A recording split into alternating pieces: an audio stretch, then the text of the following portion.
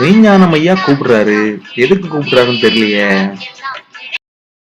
Hello ஐயா, நான் மெய்ஞானம் பேசுறேன். ஐயா சொல்லுங்க ஐயா. தோத்துறேன் ஐயா. தோத்துறேன் ஐயா. ஐயா வீட்டுலதான் இருக்கீங்களா? வீட்டுலதான் இருக்கேன் ஐயா. நானும் என் ஃப்ரெண்டும் பிசினஸ் ஆரம்பிக்க போறோம். அதுக்காக ஒரு ஜோம் பண்ணணும், அதான் வீட்டுக்கு வரோம். ஓ அப்படிங்களா, சரிங்க, வாங்க வாங்க ஐயா. வாங்க வாங்க வாங்க ஐயா, உட்காருங்க ஐயா. 2 பேரும் சாப்பிட்டீங்களா ஐயா? இப்பதான் ஐயா சாப்பிட்டு வந்தோம். ஆமா, நேரம் ஆயிடுச்சுல்ல ஐயா. ரொம்ப ஒல்லியா இருக்கீங்க ஐயா. சாப்பிட்டு நல்ல உடம்ப தேத்துங்க. மாஸ்டர் அப்படி குண்டா கெத்தா இருக்க வேண்டாம். ஆமா ஐயா, அவ்வளவுதான், இது போதும் ஐயா. ஐயா அப்புறம் சொல்லுங்க, என்ன பிசினஸ் ஸ்டார்ட் பண்ண போறீங்க? முட்டை பிசினஸ் பண்ணலான் இருக்கோம்.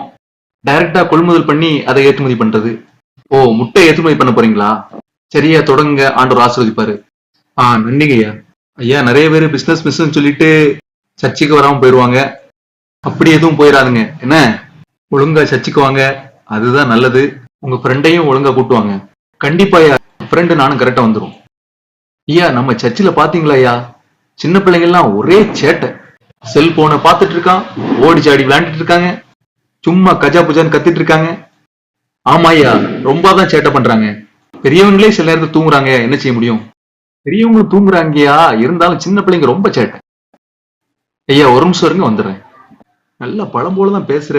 நம்ம சின்ன பிள்ளைங்களை பண்ண சேட்டெல்லாம் ஞாபகம் இருக்கா இல்லையா?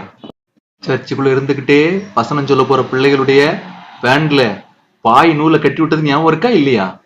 அதெல்லாம் எப்ப ஞாபகப்படுத்திட்டு கமுன்றியா? சர்ச்சில் பிரசங்கம் நடந்துட்டு இருக்கும் போதே டேவிட் ஐயா வீட்டுல மாதுளம்பழம் திருட போனோமே. நீ என் மானத்தை வாங்குறதே கூட வந்திருக்க, கொஞ்சம் அமைதியா இரு. அப்புறம் பைபிள பக்கம் பக்கமா திருப்பி கிரிக்கெட் விளையாடுவோமே. இன்னொரு மறக்கவே முடியாத விஷயம் இருக்கு, சொல்லட்டா? அம்மா காணிக்க தரும்போது அதை வச்சு தேன் மிட்டாய் வாங்கி சாப்பிட்டோமே. பாஸ்டர்ட்ட போயிட்டு இந்த கதைகள்லாம் சொல்லிடாத, கேவலமா போயிரும். சரி, அது ஒரு பக்கம் இருக்கட்டும். இதெல்லாம் சும்மா விளையாட்டு தான் சொன்னேன். இப்போ உள்ள பிள்ளைங்களும் அப்படி தப்பா போகாதபடிக்கு நம்ம தான் கண்டிக்கணும். இப்படி சேட்டை பண்ணதுனால நம்ம எவ்வளவு ஆசீர்வாதத்தை இழந்து போயிட்டோம்.